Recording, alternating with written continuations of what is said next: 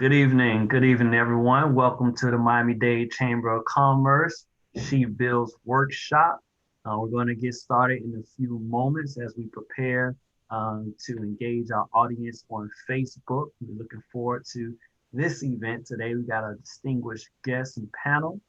So I'm going to allow just a few moments. We're going to get started at 5:35 at the latest as we pull in other participants and give people time to join in um, on Zoom.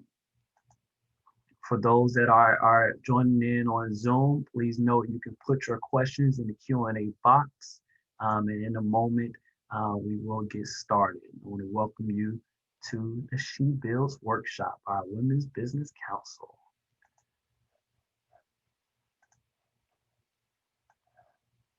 All right, and in a few moments for those on Zoom, you can share with your audiences on Facebook by going to Miami-Dade Chamber of Commerce, like and follow the page, and in a few seconds, you shall see us coming online on to Facebook Live.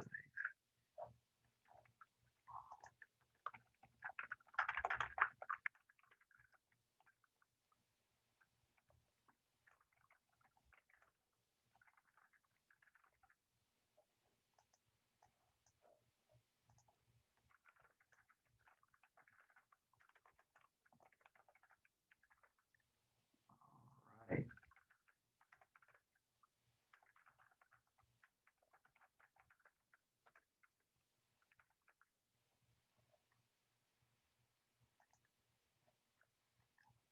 All right, so we are now live on Facebook. We want to welcome everyone to the She Builds. We are on Zoom.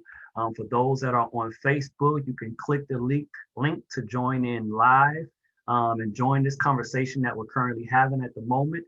And I would like to turn it over to our host today, Paris Ward, and she's going to introduce Miami-Dade Chamber of Commerce and also this distinguished Women's Business Council leader, Ms. Linda Harris. So Paris, you have the floor.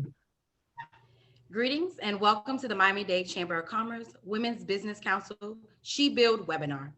My name is Paris Ward. It is November 5th and it's now 5:33. If you are streaming live on Facebook, please share the link to any female entrepreneurs seeking information on real estate development. If you are on Zoom, sit back and relax. And if you have any questions, please add them to the Q&A box and we will get to them at the appropriate hour. Before we begin, let me give you some insight on who we are as a chamber. The Miami-Dade Chamber of Commerce was founded in 1974 by a group of Black business leaders out of a need for a strong organization that could advocate the needs of growing Black businesses. Today, it is led by our president, Gordon Eric Knowles, and Chairwoman Teresa Fox. Our focus is laying an economic foundation for our community by empowering business owners. Today, our Women's Business Council Chairwoman Linda Harris has brought together a distinguished group of women. Here, these movers and shakers of the South Florida real estate development scene are here tonight to share their insights and expertise. As a chamber, we are excited to host this much needed conversation about women in real estate. Before I begin, I would like to share more about the Women's Business Council. The mission of the Women's Business Council is to educate, empower, and mentor. The aim of the council is to build strategic alliances, coalitions, and affiliations with its members and the community. And now I have the pleasure of sharing a little bit about the chairwoman of the Women's Business Council, Linda Harris. Linda V. Harris was born and educated in Miami-Dade County. She currently holds the position of Vice President of Henderson Financial Group Incorporated and is a licensed financial advisor with over 20 years in the financial service industry. She also is the senior project manager at Riva Development Corporation. Linda has a passion for real estate after purchasing her first property over 30 years ago. For the past 12 years, Linda has co-hosted the show Understanding Money, now streaming on Facebook Live. And also, Miss Linda has been a support for me and my family. So with further ado, ladies and gentlemen, I present Miss Linda V. Harris.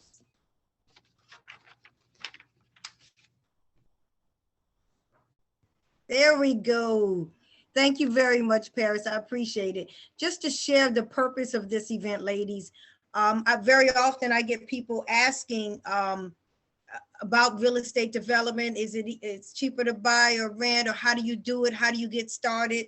And what I said was, why don't we just talk about it? The most important thing that we want to know, and the purpose of this event, is just to share what we're doing, myself and the panelists, how we're doing it, how we're getting it done, and most importantly, let you know that you can do it. So just ask any questions. We got stories. We've been doing this, I think collectively, ladies, maybe about 70 years of experience, some more than others, but collectively we have been doing this for a long time. And yes, it's good, bad, and ugly, but more importantly, we are getting it done. So I wanted to bring us together and just share what we're doing, how we're doing it, and encourage you to do it.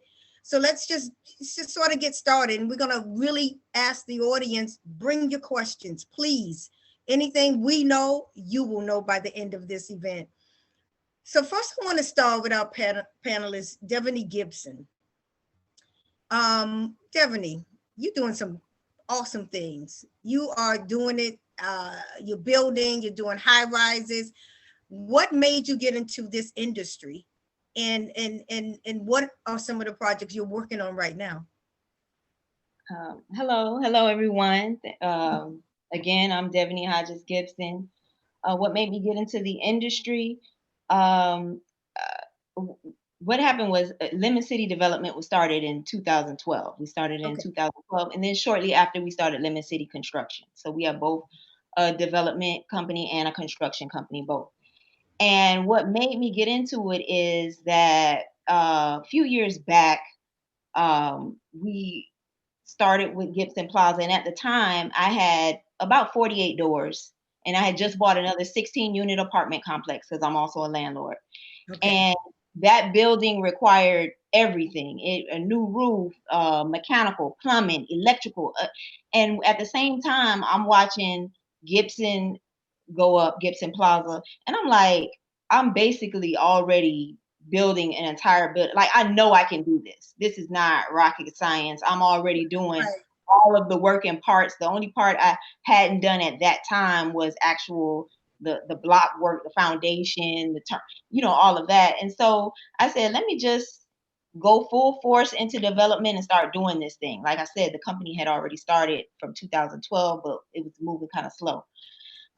So once I jumped in full force and started building single family homes and then moved into multifamily, I mean, it just took off from there. I mean, and it's been a real fast pace. Our friends at Pinnacle was willing to help me. They would answer any question I had. I mean, which was a good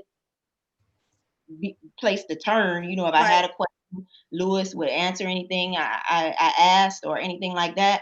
So, I mean, that's basically what got me started. You went into it out of necessity. You were tired of all that stuff that building needed. You were doing it anyway. And you said, wait a minute, I may as well get into it full time. And you had a little help. You had someone there to just answer all your questions. Exactly. Good deal. Good deal. Debbie Danto, Miss Broward County. Ladies and gentlemen, Debbie, next year we all got to go to, I ran up on an event of hers on Facebook, Blueprints and Ball Gowns. Do I have that right, Debbie? I think you're on mute. There we go. Yes, So black dresses and blueprints. Love it. Now, it was for rebuilding together Broward County. Good deal. How long have you been in the industry? I have been in the industry over 15 years, and I'm similar in the way that I did dabble in it and buying and fixing up houses, but really it's a simple answer for me. I married into it. My husband's a fourth generation builder, and he's been in this area, South Florida, for over 40 years. But it was a natural progression for me because I have a very analytical mind. I actually was very much a tomboy and very athletic growing up, still am both actually. But nonetheless, I was always hanging out with my guy friends. And then I spent a lot of my career in male dominated industries. So for me to work in this industry was nothing new or changing. So I quickly, because of my technical mind, went into operations. And one of the questions you had asked me is how did I become a GC? And really the motivation, to be honest with you, was that it was to position Danto Builders as a woman-owned company, because there's a lot of advantages to it when it comes to government work. So for example, Broward Health, Broward County, Broward Schools. So that's one of the reasons that's the main reason that motivated me to become a GC. Now you could have, being that you married into it, you could have just sat back and been a housewife and let the husband and the in-laws keep doing it. But there's something there that wanted you to say, if I'm going to work in the family business. Is that sure? There's an easy answer to that. First of all, I've always been a very hard worker, and as I said earlier, this was a good fit for me because I have a very technical mind. I'm very operations oriented. My husband is my equal partner. Technically, I'm 51%, but we're equal partners, right. And we run the business equally. And we're very much complementary to each other. He was born and raised in the business, and buildings in his blood. I was raised more a traditional route, going to college and graduate school. And he's very visionary and creative, where I'm very analytical. And he's very funny, and I'm more serious. So it's a great relationship with us. Gotcha.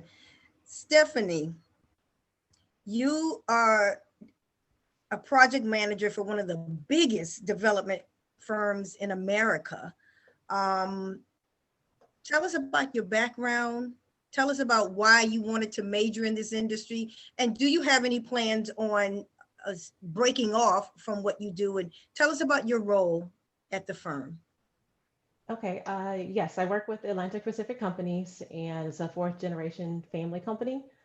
We specialize in acquisitions, portfolio and property management, ground up development, and we have the GC arm as well, which is what I'm a part of. Right. I am a project manager, currently working on the affordable side. So we are doing multifamily developments in different areas of Miami. I honestly kind of fell into construction. I've always had a knack for building and things like that, but my background is actually in property management. And I felt like property management was a little bit of a hamster wheel, and is facilities management, a lot of people management, and I knew that was not the place for me. I am originally from North Carolina, so my transition down here and into construction is when I went to grad school at the University of Miami, and that is where I studied real estate development, and of course, like I said, getting into construction. Yes, to your other question, I will, probably, eventually get my license as well. I'm with a great panel of people that I can probably source for information. Absolutely. And, just happy to be here. I've been in construction now for 4 years. Good deal. Monique, how are you? Do we have Monique on? Yes, I was muted. I always do that too. That bane of Zoom. Thank you so much for being with us tonight. You work in an area that I call the New York of construction development, which is called Gables. Now, I know we have a lot of municipalities that are very restrictive, but the Gables they're on 10. They're very restrictive, and you're sort of excelling in that area. Tell us about what you do there, how you like it, and how you got into it. Okay, well, I'll start from the beginning, how I got into it. My dad was a developer builder. He didn't have any sons, so he thought it would be a good idea for his daughters to follow in his footsteps. So I did. But it started even earlier. I was just while I was listening to the other panelists talking, remind me when in school, when I was about 8 or 9, my friend and I would sit in class and we would just design houses. Really? And being at 8 or 9, a dream house has an enormous playroom. So my needs have moved on a bit since then, but so I love building it. So I worked in the family business as you can probably hear from my accent, I'm from London. So worked in the family business doing multifamily projects. In London or here? In London. And okay. I did many multifamily and single family remodelings in London, and I moved here in 2000 and then had to learn a whole new language doing construction in American and in Miami. And I've been doing single family remodeling, construction, bit of multifamily. And why Coral Gables is, it's always because of a man. Because my husband had a home in Coral Gables and decided to demolish it and develop it. And I love Coral Gables. I think it's a fabulous city. I'm very active in the community. And I think once you know the rules with Coral Gables, it's really fine. Everybody who works in the city are really helpful. And I like their rules with the Board of Architects. Challenging with your time when you have to present a project. You just have to sit there and wait for your turn. But when I presented a house that I built on Riviera Drive, and I'm also doing another one on Maggiore Street in Coral Gables, the architect comes up with the design, and then the board puts in their input. And I found on both projects that they're right, that they'd help turn a good project into a beautiful project. So I think their input is helpful. Good deal. Miss Brenda Riggins, you have been in this industry, over 20 years. You are also a GC and owner. You also dabble in a lot of municipal work. How did you fall into this, especially 20 years ago? You had to be one of the only females at the table. Is Miss Brenda with us? Looks like we may have lost her for a moment. I'll get her on the line. Okay, no problem. And ladies and gentlemen, I think we got over 50 participants. Please type your questions in. Paris will read them to us. Please type your questions in. In the meantime, I want to just sit here and have a chat with the ladies, just between us ladies and gentlemen, because we love our men. We want them on the line as well. Ladies, anybody has run into a situation where you're at the table, at the conference room table, on the job site, and you've been mistaken for something other than the boss? I'll put that to you, Deborah. Have you been mistaken for, just other than the boss? I won't say what. I've been very fortunate. I have the best partner, and we approach our business as equal partners, but we always say we work for our employees, we work for our teams. And we put that out there right away usually, and we always use a sense of humor in whatever we do. So it's really hard for someone to mistake us together as not being the owners of the business. So we're fortunate in that way. I was with our president and we were in a conference room and we were talking about like a $42 million deal. And I was the only woman there, and he addressed all the men by their name. And when I had a question, he turned and said, honey. And I said, did you call me honey? I'm at the same table as you. We're all in this. And then someone said, you can't do that. He was from another country and he apologized.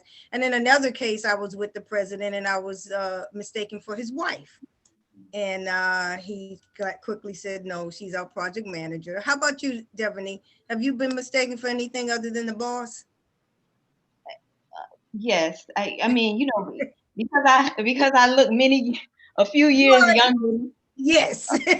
Younger than my age, and but it's okay now.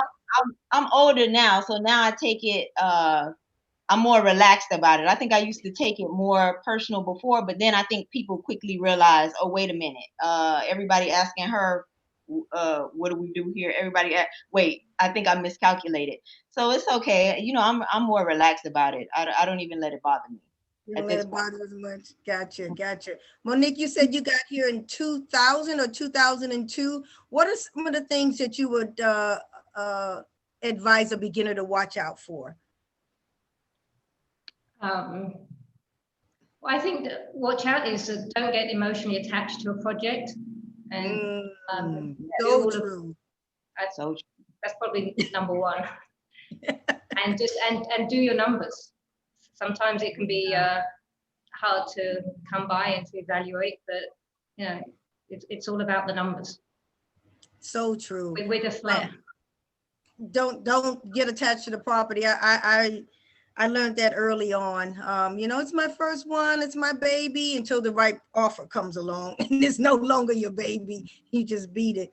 Stephanie, in your position, are you encouraging other women, or would you encourage other women to get into construction management like yourself? I mean, because I know you're probably on the site, you're with a lot of the public sometimes, and you probably get people coming up asking you, would you encourage, let's say, your daughter to get into this industry? Certainly. I think construction is a dynamic industry. There are lots of places for women and men, of course, to fit into. With my projects, yes, I am a project manager on site and, you know, in the active construction phase, but my architect's a woman, my civil engineer is a woman. I've worked with different consultants throughout the time period, and they have a little more experience than I do, and they have seen the change over the years. But certainly, I think that it's a great industry to learn. Networking is a huge part of it. I'm sure the other panelists are aware. You make so many contacts with outside suppliers, contractors, and you always have a source of people that you can refer to, either to, you know, increase your knowledge, learn about new projects, and know what was going on in the community. So I definitely would encourage any woman, a daughter, to be a part of it. I think that, as you mentioned, construction is perceived as, you know, the old boys club, but as you can see here, we are in it and thriving. I think women bring a certain level of detail, a certain level of energy that is just not matched by our male counterparts. So it's a great place to be. Good deal. Understand, Paris, we have some questions. Matthew? Uh-oh. You know, while we're waiting, I would like to add to encouraging young people to get into the industry, if you don't mind. Absolutely. Because, you know, one of our more recent initiatives has been working with Broward County technical colleges and technical high schools, because one of the areas of challenge, I think, for all of us on this panel are finding, qualifying, and managing subcontractors. And I understand that the block is not so much from the kids wanting to get into trades, but it's the parents saying, no, I want you to go to college. But my rebuttal to that is, you know what, if a child is in high school, or a young person is in high school and they have an opportunity to go for free to a technical school and learn a trade and use that as a stepping stone to understand construction, they should do it, because it's going to help them be a better professional if and when they go on to be an engineer or an architect or a construction manager. So we go out there and educate a lot on that topic to young kids, saying this is a great area to go into. And we also educate chamber members and people that may have kids that want to go into the trades. And it also can help them pay for college, and they can make a lot more money than waiting tables. So that's something that we're really encouraging at a young age, to get involved in the construction industry. And then at our age or in between, to also get involved. And there's so many arms and legs. It's not just being a developer or a contractor or engineer or architect, but there's suppliers, there's subcontractors, and there's everything in between. So you can be a salesperson in our industry. You can be a technical person in our industry. So there's so many affiliated professionals to it. And, you know, I just got a question from Melissa Blanchini. Ladies, this is so exciting. Her question is, what's the best way for a manufacturer's rep or of construction supplies, in her case, paint, to reach us? Do we have a pre-construction team? And how can she explore opportunities? So she's a supplier in the construction industry. And to your point, this goes further than just being developers or GCs. We will also have at the end of this all of our contacts information. Melissa, we'll make sure we put our information on. I just got also a chat from Misty Brown. Thank you, saying Stephanie's sounds a little low. Dottie Joseph, thank you, State Representative Dottie Joseph. She's asking, number one, are there any policies or legislation that we would like to recommend that would not only help us be successful, but also help alleviate the affordable housing crisis in South Florida? And that's something I know myself and Devaney are working on. We do a lot of workforce and affordable housing. And her second question from State Representative Dottie Joseph is, do either of us have any programs, internships, or other opportunities available for young women? And I know, Debbie, you just mentioned one as well, opportunity. So thank you for that. That was very timely. State Representative Dottie Joseph, yes, there is a housing crisis. And a big part of my portfolio is workforce and affordable housing. I'm also now planning on a building for kids that's aged out of foster care. So we have a huge affordable housing crisis in this county. Miami is a very expensive place to live in. Let's see if we got any other questions. How do you finance your projects, and are you self-funded? Do you take on equity partners or bank partners? Definitely, you do a lot of construction. You do single family, you do multifamily. How do you finance your projects? Well, just real quick, I want to go back to the part where she said, are there any programs or internships or anything in okay, that? Please. For the last 3 or 4 years, I've done a construction summer program here at Gibson Plaza with Miami-Dade College with kids that are in middle and high school, and it has been a success. The kids have loved it. We've had girls and boys in the program. They have also we veered some of them to Miami-Dade College also has a program where they can like move over into their construction program. So we've kind of like piggybacked onto that. If I'm gonna have it anymore, I don't know, but I know for sure Miami-Dade has a program, and it's for, you know, men and women who are interested in construction, and it's free. I think it's pretty much free as long as you apply for it. Gotcha. For financing, a lot of single family homes and multifamily both, because we're set up in a way where we can self-finance. All our projects so far have been self-financed. I think for my next project, Hodges Gibson at 6500, which is my 4-story right here off 6500 Northwest 4th Avenue, that's gonna be bank finance. I'm gonna get that finance. Well, a portion of it, because right now I'm completing the water main extension. I'm in the final phase, like it's 90% done, and that has been self-financed. But I'm kind of moving away from self-financing at this point because I have enough COs, enough experience. My construction firm has been around long enough. Everything is in line and in place now where banks are open to start giving you money. I mean, a lot of people want to just step in and think that banks are just going to start throwing money at them when they've never built anything. They haven't shown that they can actually. You need a track record. You have to have a track record. Once you build that track record, then you have money in the bank also, and you have, you know, some kind of assets behind you to show that you have. A lot, Ebony. So that the average person that's listening to this is saying, okay, you just told me have money, self-finance, have money in the bank, get a track record. I mean, I personally, you even have to have a track record to get when you're talking about going and you getting state money from the housing finance authority. They want to see, they ask you for 3 COs in the packet. Like, you have to show that you have some type of experience. Like, nobody is just going to be, even the free money, you got to show experience. So, I mean, I don't know. That's a good point. No, that's a good point. My first property I bought was a duplex. I was 25 years old and I lived in one side, and then I borrowed against it and bought another one.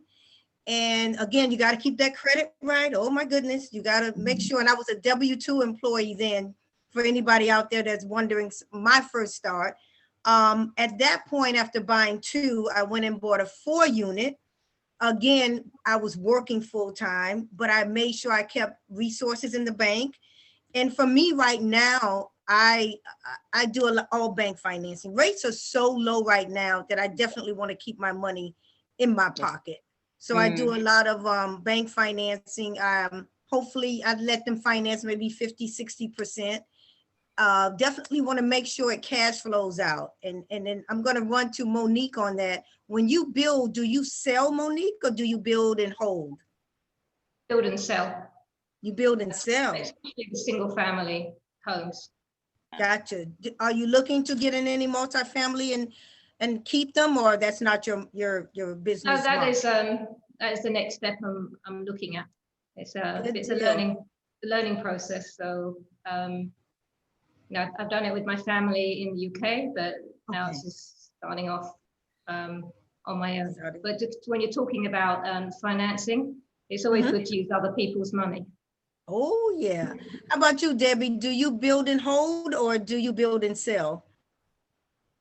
Craig's family actually goes back, and we still have a 136 unit apartment building that's HUD, and that was developed in 1966, or actually 1967. So a year after I was born. Yes, I'm aging myself. But it's really interesting. We do develop and we don't do it probably as often as other people on this panel, but it's great to have that history, because right now there's an opportunity to develop another one next to it. But this is in Michigan. But there are some developments we've done in this area, and it's been a combination of both buy and hold and buy and sell. Gotcha. Brenda Riggins, did we get you back? Yes, I'm here. Fantastic. How about you? How do you finance your project? I think that's the reason I wanted to just hit all of us that are owner, builder, developers, is I think that's a big issue that people have. How do you get started? Where do I get the money? Do you hold, Brenda, or do you build and sell, a little bit of combo?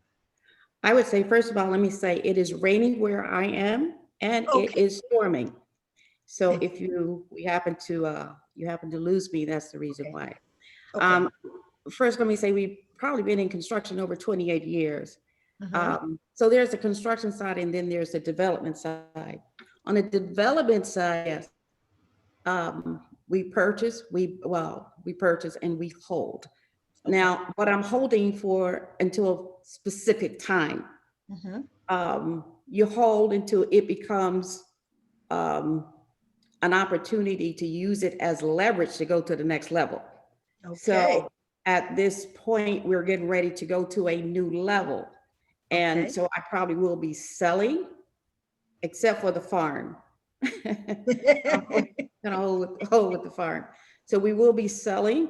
Right now, we have 2 or 3 major projects that are up for sale. So that's my next question. I think I want to hit on everybody. Someone just asked, how do you know when it's time to sell, and how do you determine your return on investment? So for you, Brenda, I heard you just say, I'm going to sell because I can use the money, leverage it, and level up. Correct. Absolutely. Well, for us, there's a season when you will find yourself able to buy, right? Right. And then once you buy it, you hold. For me, I've held these 2 properties over 20 years. So you over 20 years. So right, I've built up equity in these properties. I've also had the opportunity to pay them off. They're debt free. The money's free. I freed up the money. Now I'm going to use that money as leverage. My initial goal was to buy a 150-room hotel. Thank God I did not do that. In today's pandemic, I got you. Right. So, but now we're buying we're building a 25-room boutique. I'm calling it my bed and breakfast. Gotcha. Yeah. So that owning that for 20 years have allowed you to move into this industry. Devaney, how do you determine your return on investment, and when do you sell?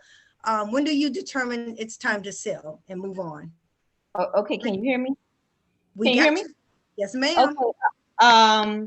I determined that it's time to sell, sort of like the same as Brenda, because like Hodges Gibson at 6,500, Lemon City at Perrine, we're probably not gonna sell those.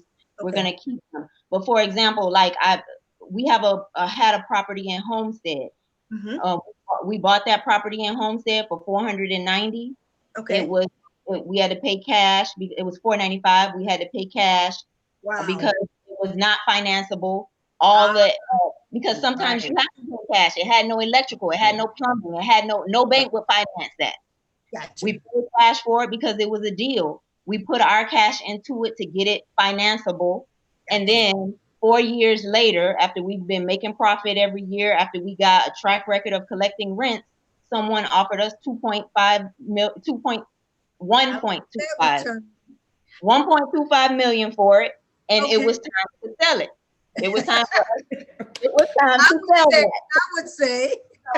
So we sold that property, and then though that money is now leveraging us into something else. So we do like the same technique as Brenda. I always keep a certain amount of doors at all times because I want to keep that rental money coming in, and I'm definitely going to keep the one in Liberty City that I'm building and the one in Perrine that I'm building. Okay. But that one in Homestead had to be let go because that money could be better served doing something else. So you kind of know when you work your numbers whether or not it's time to sell. Debbie, you mentioned you have a building that's been in the family for many years. Is that going to be legacy, or do you think down the line there will be a price that you would sell it at? You know what, we're right now refinancing it to develop the property next door to it. We finally got the school board to accept our offer on the land. Good So deal. we're refinancing and leveraging that to build the next property.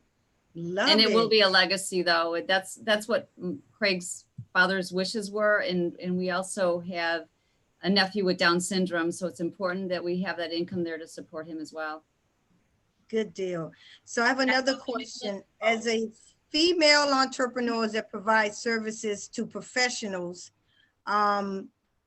workers' comp, insurance, how would you all advise other professionals, both male and female, to get involved in this space? How do you just kick the door open as another female in this space? And Debbie, since we have you going, how would you tell a young person to get involved, and owner, developer?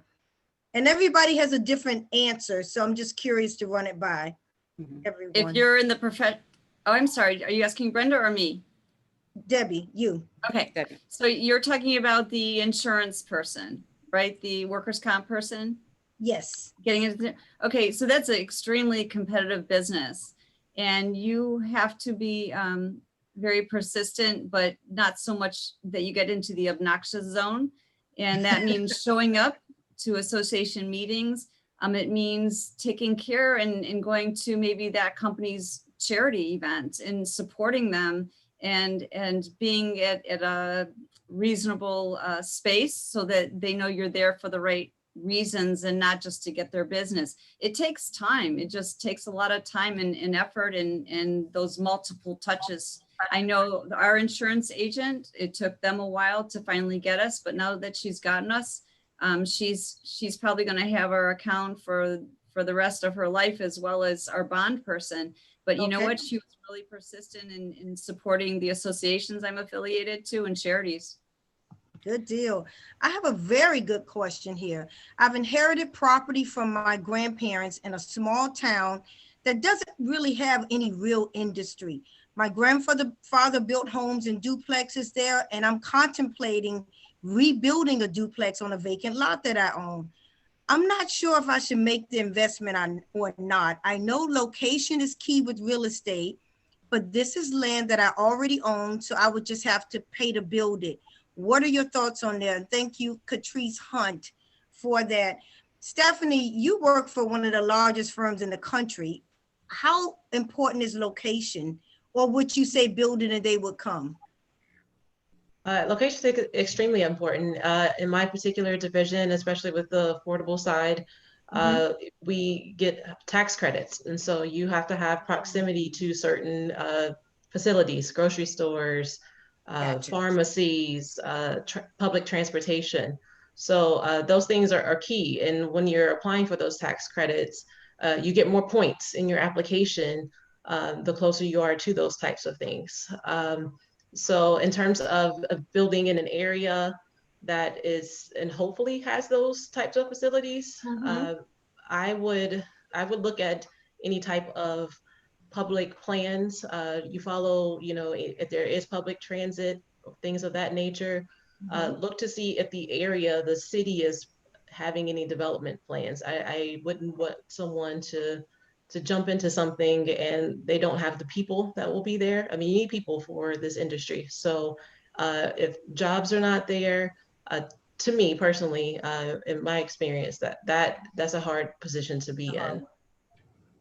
You know, I have to add something though. This is a duplex and she owns the land already. So really it's determined already where the location is. So what she needs to figure out is what are the comps in the area? What can she get to rent if she holds onto it versus what she has to pay to build it or fix it up.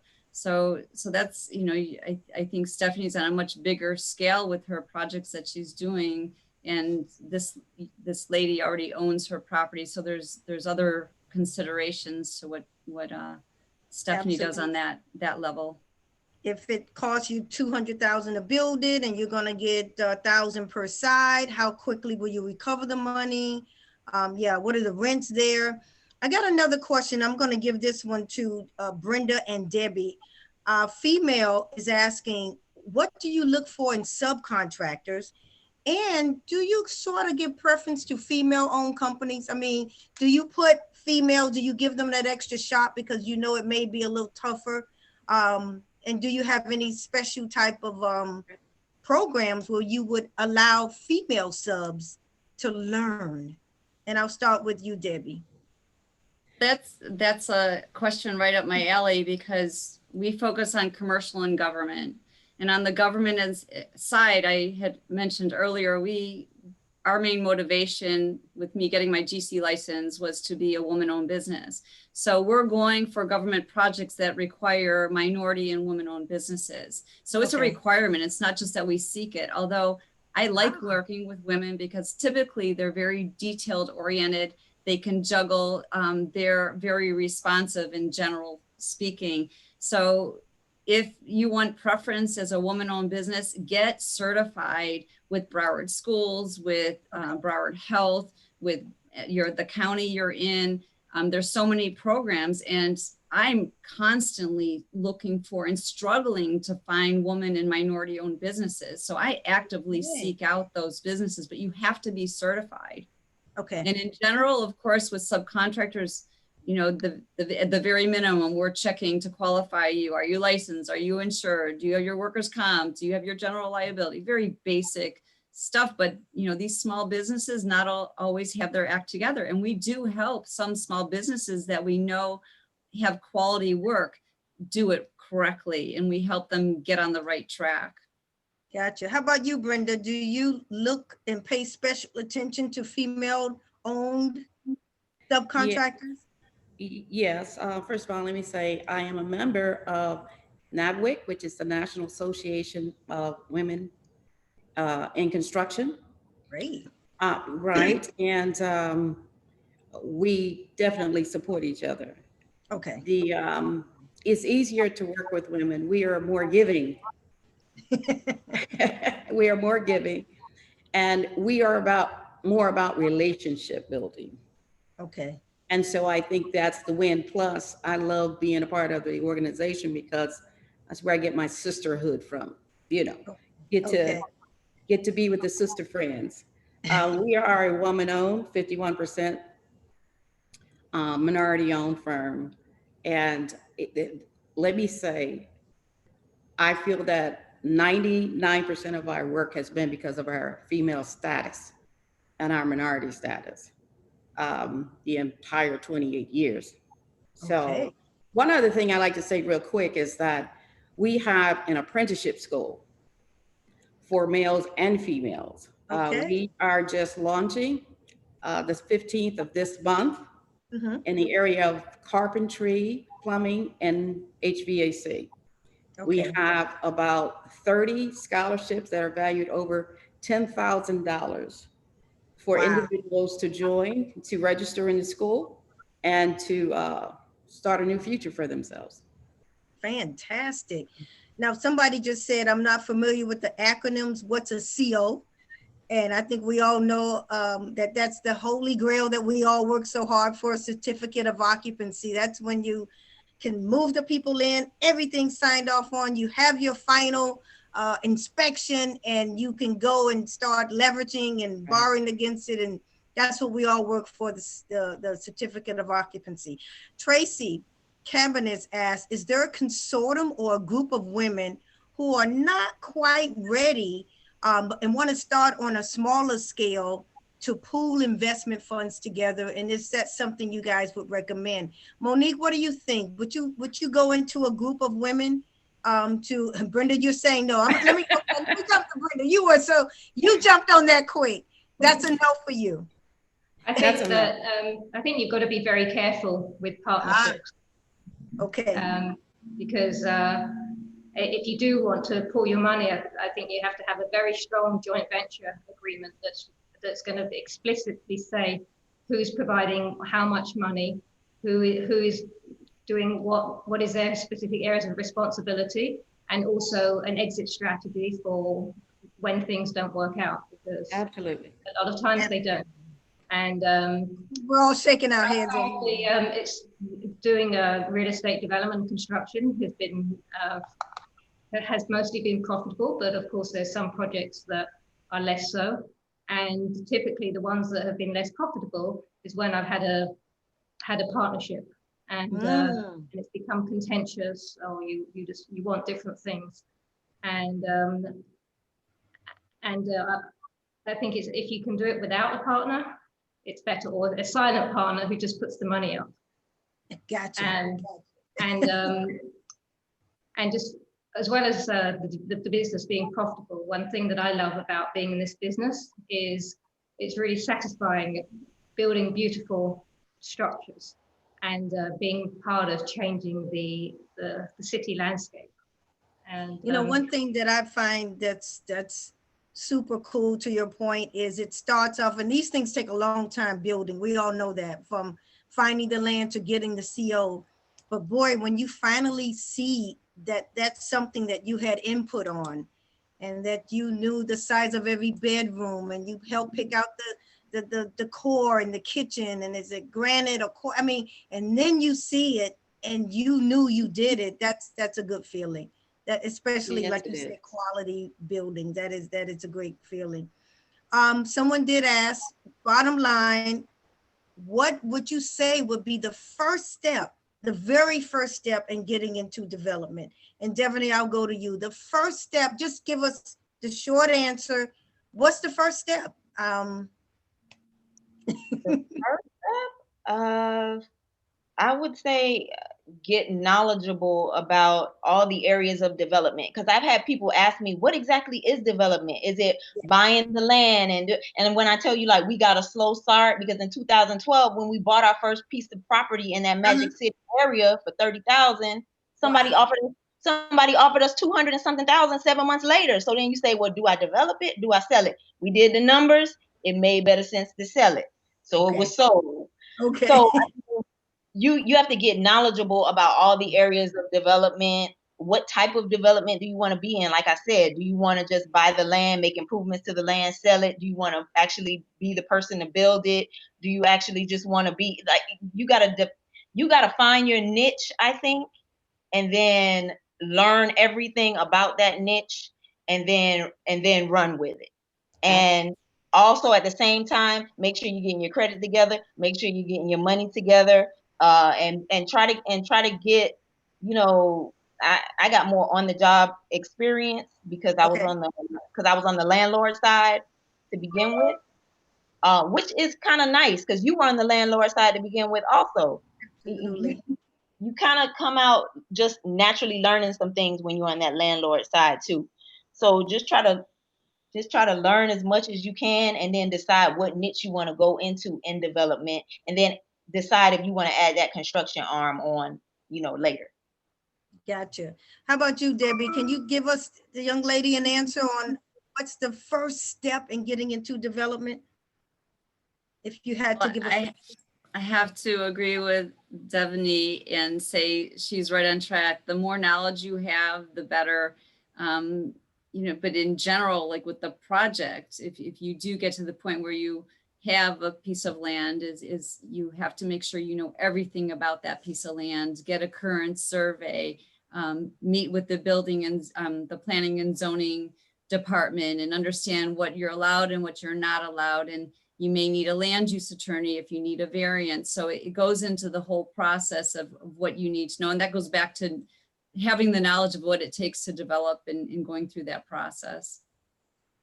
Representative, if I could add, absolutely. I would just like to add that as well, obviously information is key, but I also think building your network and joining organizations. So I moved back, I've been back and forth between London and Miami. I moved back to Coral Gables in, I think it's 2014, 15. And I joined the Coral Gables Chamber of Commerce and got really active, and also commercial real estate for women. And you meet people, you build your network. So then hey, so I know a land use attorney who, maybe I don't need a land use, but she'll, I can just call her up and say, hey, Maria, how about this? Or and meet bankers, and meet real estate attorneys and architects, and just to create networks that you can call up and say, can you give me advice on this? Good deal. So I got a question. Can you break down the difference between development and construction? And I know we all may have a different take on it, but let me tell you my difference. To me, development is finding the money and putting the project together. When you are developing it, not only do you go and find the land and do the analysis for the land and make sure that you, whether it's a stacking order where you find different financing sources, you put the team together and you get that project developed. As opposed to construction, I would go to Debbie or Brenda or Monique, and I would ask, can you construct this for me? Can you build this for me? What do you think, Stephanie, the difference between construction and development? I totally agree with you. To use a sports analogy, I use this with my guys. The development team throws the alley-oop, and the construction team dunks it. So Gotcha. To your point, yes, the development process, you're looking at what Debbie said, the zoning, the requirements, doing feasibility analysis to make sure what the idea of what you're trying to build works for that space. You have to meet with your building departments and get permitting, which is a hard process, as you all know, to get a building going. Even with our projects, again, we're a little on a larger scale, but from our application process to construction is about 2 years. And then, we go into physical, construction. So it does take some time to set all these things up to actually get to that dream vision that we're all talking about, that building that we can see later that we contributed to the area. So another analogy I would use would be, I would use an analogy of producer and director. A producer of a movie puts everything together, whereas the director, he just gets the actual movie film made. Very true. I got a question. How do you get the bank to finance 50, 60, 70%, 80%, 100% of your deals? I know for me, again, that back office has to be in order. And when I say back office, that credit is everything. I mean, do whatever you have to do, but you just don't. Here's what I learned about banks. They only loan to people who don't need it. If you need it, forget about it. But if you're in this great position, meaning the 700 plus club, 800 credit score, reserves in there, like Devaney mentioned, track record, then they would open the door, come on in. And so for women that don't, or people, not just women, that don't have all of that in order, what I did, my going into development, is I went and started interning and learning for free. I went and I, you know, most people say, what are you doing? You're splitting your time between financial advising and this, but I got more out of it. And now I'm doing my own projects, of course, with the assistance of Riva Development's president. But the point is, they're my projects, and I bought land 15, 16 years ago that now I'm finally developing. So very often, sometimes you may have to go and learn and do things for free, and you know, and this is for my millennials. Don't always ask for the highest salary. Find out what you can learn, because that's invaluable. That's invaluable. Am I right, Devaney? Yeah, you're absolutely right. So I agree with you 100%. Good And to deal. your point as well, if you can get in and increase your knowledge and understand the big picture, a lot of people have this one track about, you know, wanting, you know, it's either focus on money or something like that. Gaining knowledge and information and how and what you can do with that and how they connect to each other is a really important part to understand when, you know, working in this industry. Yeah, you're absolutely right, because it's some people who just go and buy a lot and just think they can build anything there. They have no idea of all the research that has to go into a lot. They think that you could just go to an architect and have a set of plans and then find a lot. No, you have to have a lot and then, you know, have plans, but can you even get a water allocation for that lot? Can you even get, well, there's so many things that go into the research of just of building something. Like, you may not even be able to get a water allocation, which means nothing can be built there, or you may have to get some kind of, so it's just a lot that goes into it. Like you said, they definitely research as much free information as they can get, all of that. Yeah. Representative Dottie Joseph asked again, Brenda and Devaney, can you type into the chat information about your apprenticeship programs and your scholarships at all? Absolutely. That would be great. I have another question someone put in. What does the panel recommend for smaller baby GC groups that want to grow up? They want to build bigger and better things. What do you think, Deborah? What's you're doing? Maybe duplexes, you're maybe fixing houses and flipping. What's the next step to level up, so to speak? No, I don't think there is a quick fix to that, so to speak. It takes time and experience. Craig worked in underground for his dad as a kid, and he was a subcontractor when he first came to Florida. And then he started building custom homes for Digby Bridges, which was a very well-known architect in the area, and had a partner. And he partnered with that person, which is one thing you can do, is partner with another entity, whether it's a larger contractor or whether it's a designer. And then eventually we moved into commercial and larger government. It's a process unless you have a big money backer and someone with relationships. I know some of the larger companies that are out there, they came from large companies with a lot of money behind them. And yes, they could move quickly and they got some big deals. But if you're a small contractor and you don't have those connections right away, then you just keep at it. You keep getting a job and make sure it's controlled growth. If you start trying to do jobs outside of your capacity or not a good fit, you have to be disciplined about it. And then once you have one job and you keep growing it, and you can get the next larger job, and then you meet people, and to Monique's point, you're a part of the community. Make sure you're a part of the community and have a mentor and have associations that have the resources to help you as well, because you may meet someone that will finally extend that hand that you need. I agree with Deborah, and I wasn't sure if the question is about a GC looking to take on bigger construction jobs, or is it's somebody wants to start doing slightly bigger commercial developments. But either way, as Deborah was saying, it's just go with that. Don't jump right into an enormous project that you've got no experience doing. Just do it bit by bit, grow a little bit, do a little bit bigger, a little bit bigger. So when I was doing the development in England, we started off with 28 unit multifamily project. And the last one that I did when I was in England was a 60 60 unit multifamily plus 10 unit affordable housing. That there was a value of about £75 million.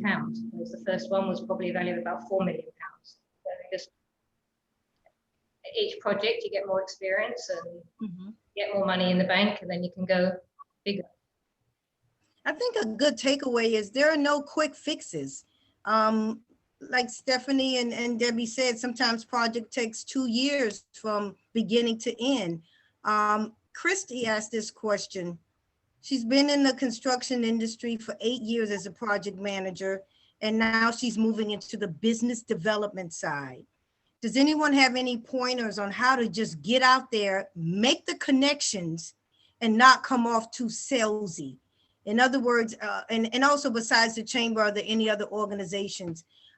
She doesn't want to come off too pushy. She doesn't want to come off as too thirsty, as we say, and just get out there and get in someone's face. Any suggestions on how she can really get into this industry without just coming off as too salesy? I think for me, again, is panels like this. Devaney and Brenda mentioned their organizations. I personally get a lot of questions asked to me, and I try to answer them all because I find that people want to help you when you're helping yourself. What do you think about that, Deborah? Now, the big thing I think is to give back and to get involved.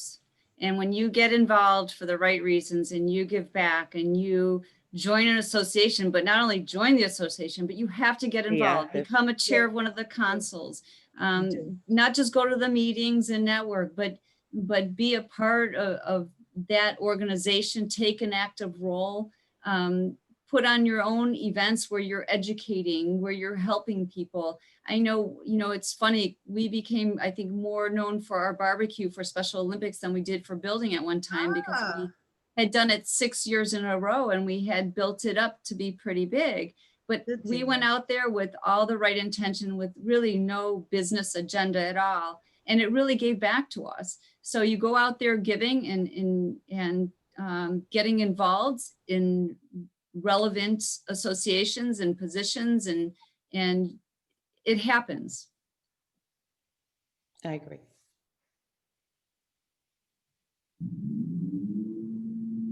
Okay, can everybody hear me? Yes. Okay, I got frozen there. I'm sorry about that. Brenda. Yes. You're involved in so many things. I don't even know how you do it, and you're a mother and you're a wife. Agree with Debbie? Just get out there and get involved and don't worry, or should she worry about being too salesy? No, I think she needs to be, everybody needs to be very clear as to what they want in life. So it starts with having a life plan.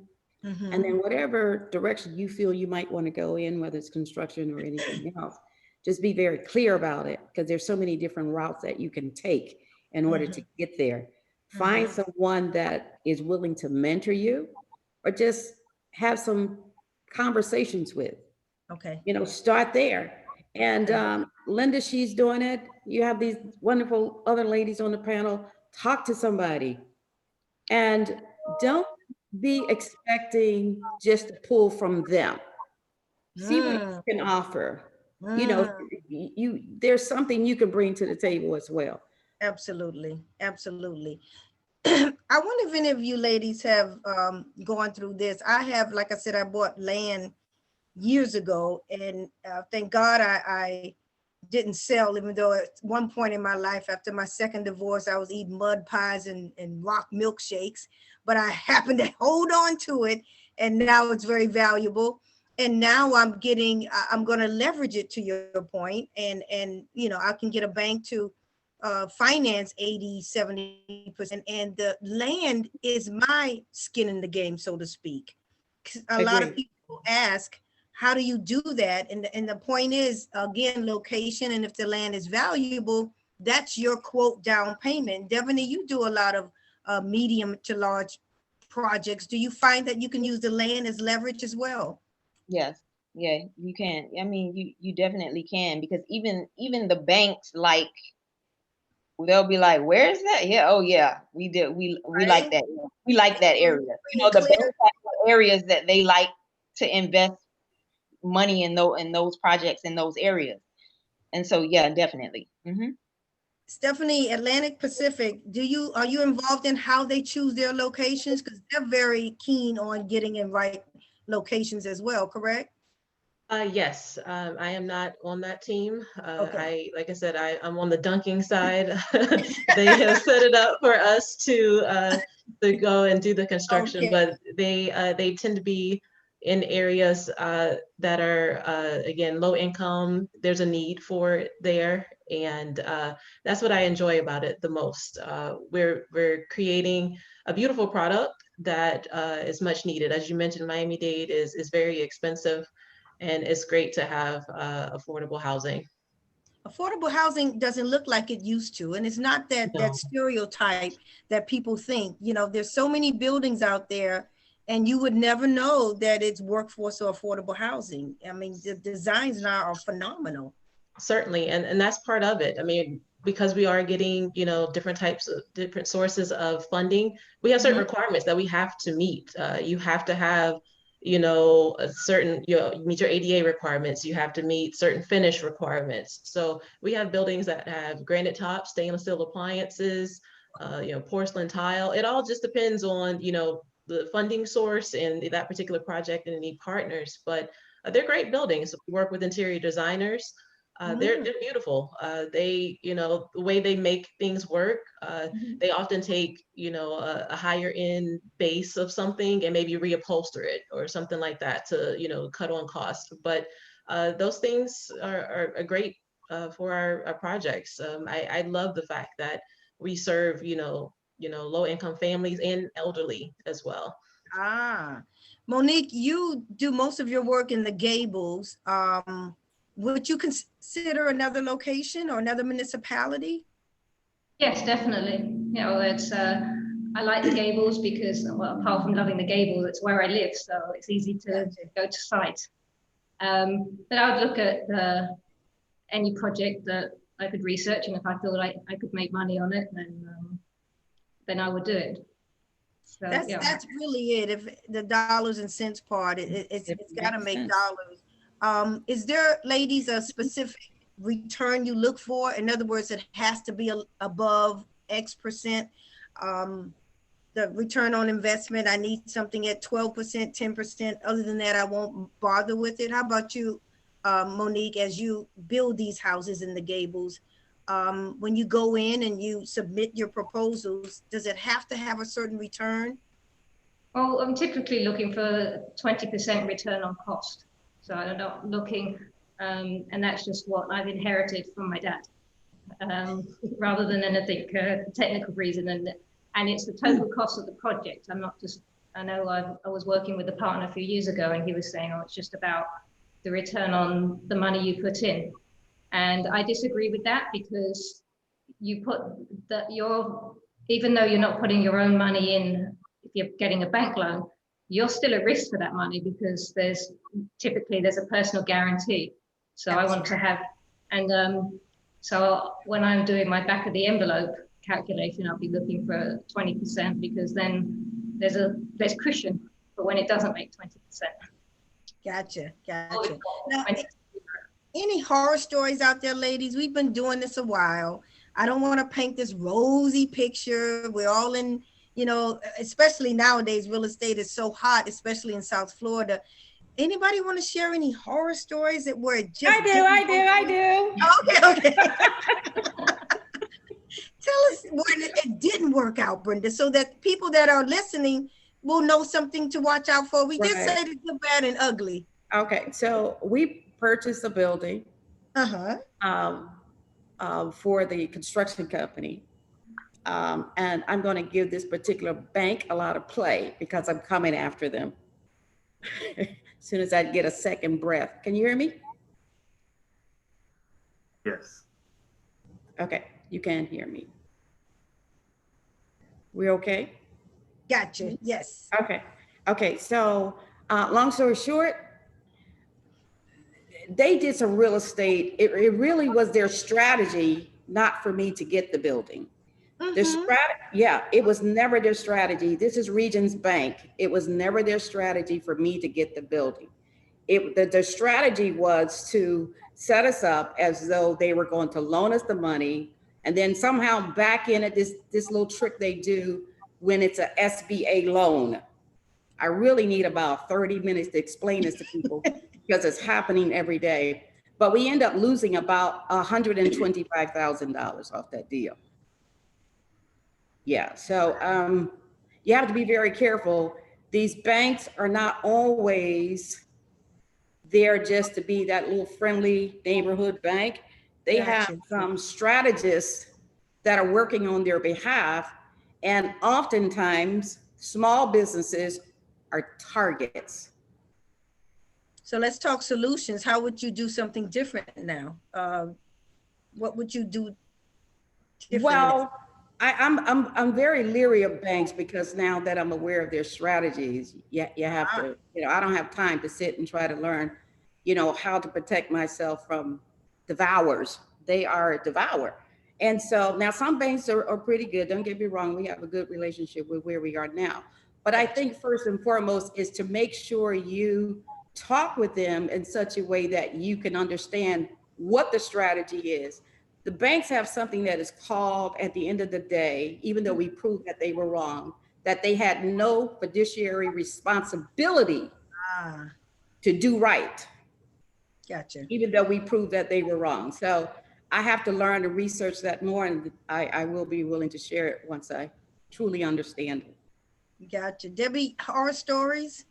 Just no, I can. There are horror stories, and what I would like to say is that the construction industry, I think especially in this region, is very litigious. Whether it's condos, they're definitely a segment to watch out for. You have a lot of owners and a lot of people that have to put their 2 cents in, but also even from employees. So, when it goes back to, what advice could you give someone just starting out in this industry? Be very disciplined in your processes and procedures. And part of that is documentation and organized documentation, because you have to be very careful with, safety, project management, back to documentation. There's never enough documentation because unfortunately it is a litigious business. It could be litigious, and I've especially seen that with condos. And also there's unfortunately workers that may want a ride. So you have to make sure you have the right people in place and safety procedures in place. So some things can happen like that. How about you, Devin? Horror stories didn't go well. You thought it was a great deal and it wasn't? Not in terms of the property side, in terms of the employee side, like what Deborah was just talking about. Yes, we've had, the last assistant I hired had to be let go, because of staff. It's just always, it's something. So you have to make sure you're watching everybody and you're watching everything that's happening, your whole back office, like you talked about earlier. Make sure that that's tight and that is right, So that's mainly finding good employees is probably like the biggest horror story thing. Monique, any of those beautiful Coral Gables homes that, and then very much so when you're building for others, you can't please everybody. What do you do in that case? I think it's about customer service and just try and communicate and just so there's no unrealistic expectations. And so sometimes when managing expectations, that's huge. Yes. Well said. Well said. Now I have someone that says, do any of you ladies, would you consider taking on an equity partner in what you're doing? And I'll start with you, Debbie. Would you consider, you don't, you got a family business and on a larger scale, maybe a hedge fund. Would you consider taking on equity partners? Absolutely. Okay, good deal. And Devaney? My partner, because in this whole game, I'm just like Deborah. It's me and my husband. We're a team. He would say absolutely. I would say I don't know. Let me think Well, on it that. also depends though. I mean, you have to go through your criteria, making sure that it's someone you can work with, making sure that they're reasonable expectations. And there's a lot of but Yeah. in general, we'll always be open to considering. Yeah. How So about you, Brenda? I would say, well, for us, my husband is my partner too. We need to do a workshop about that.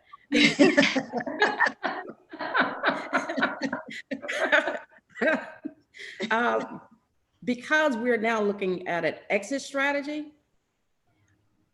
Yes, at some point I'm looking to sell the company.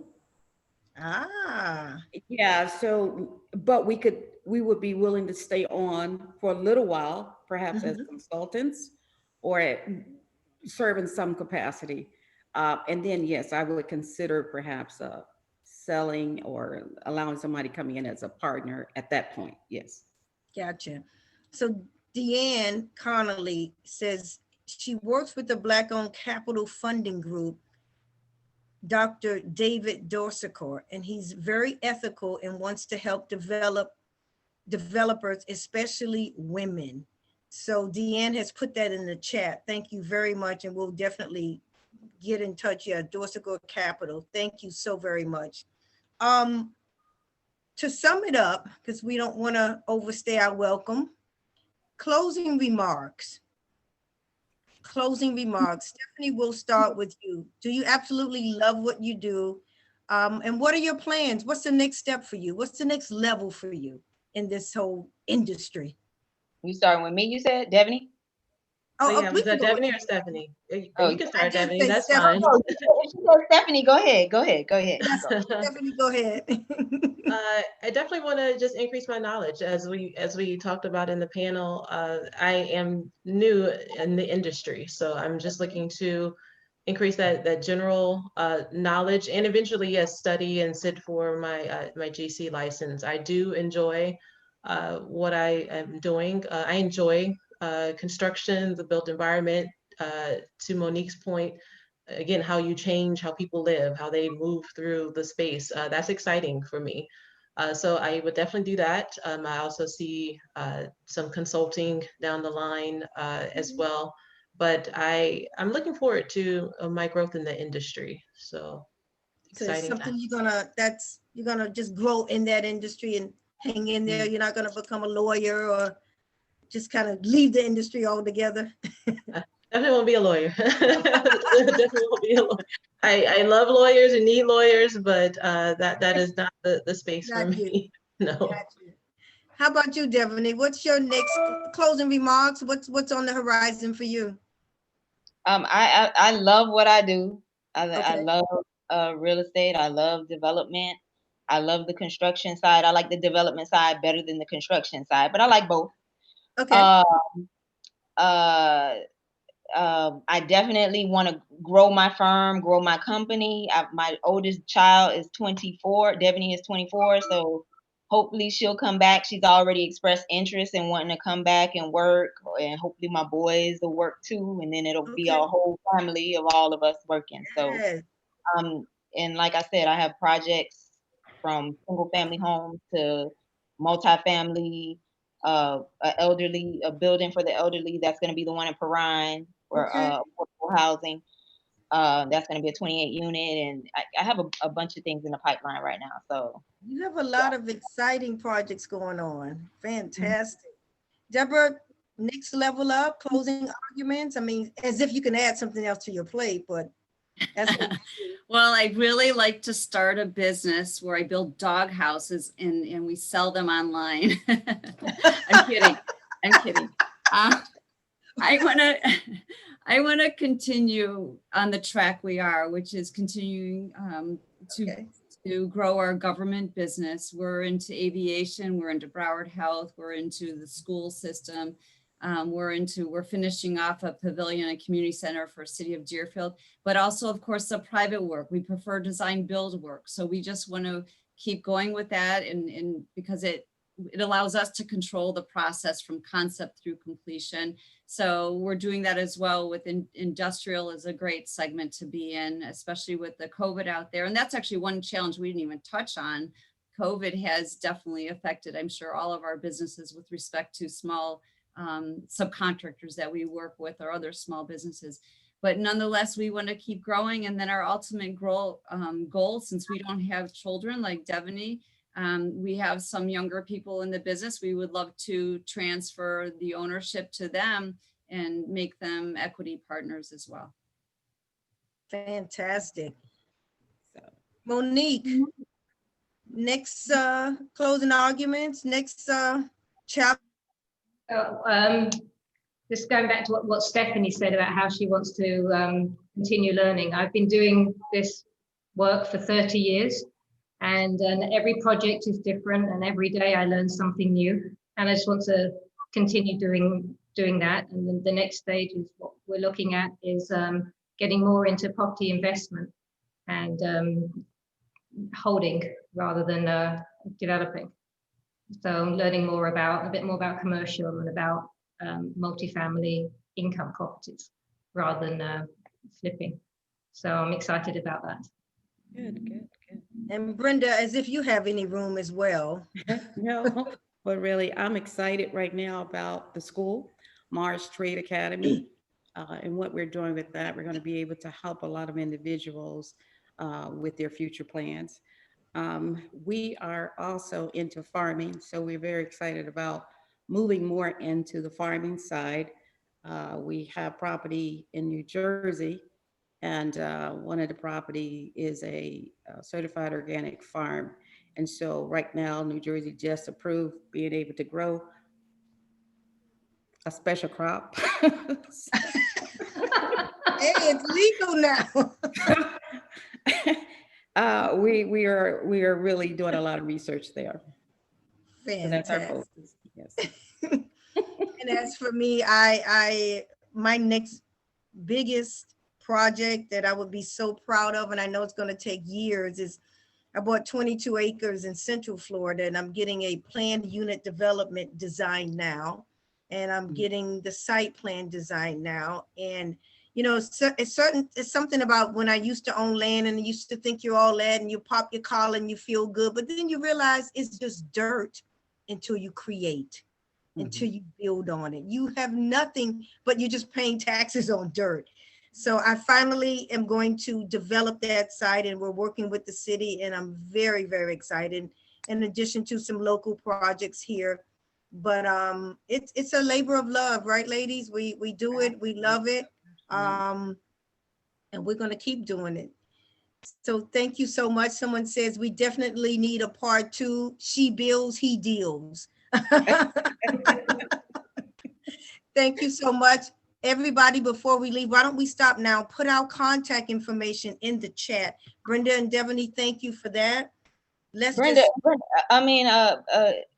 Linda, I can't, for some reason, mine is frozen. So it's not letting me type anything. So that's the reason why I didn't respond to the other thing. So I guess I can. You can say yours out loud. Oh, okay. So they can go to lemoncity.com. They can go to dhodges@lemoncity. If they want to email me.com.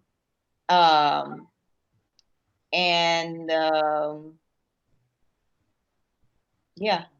So either way, lemoncity.com, and then all my contact information will be there. So just they can go to lemoncity.com.